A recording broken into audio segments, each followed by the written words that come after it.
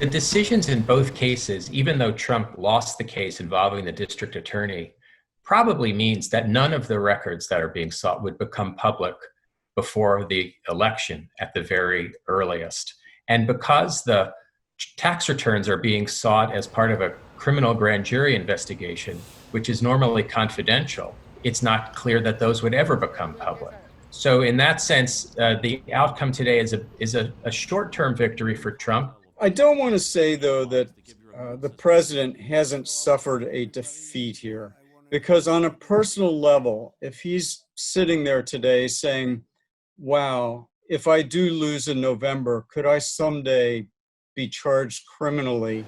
And my argument that I could shoot somebody on Fifth Avenue and not face any charges, all that has gone out the window today, because the Supreme Court is saying, no, you're not above the law.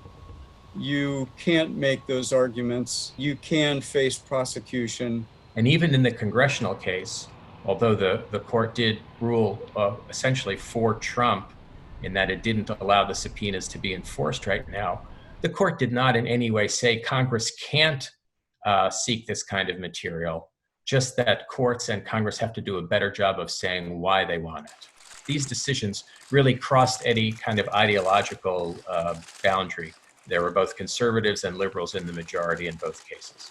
In the end, Supreme Court justices, like most judges, are interested in fairness, in making sure that the rulings hold up the precedents of the past, and that the courts don't play too big a role in what happens to the country.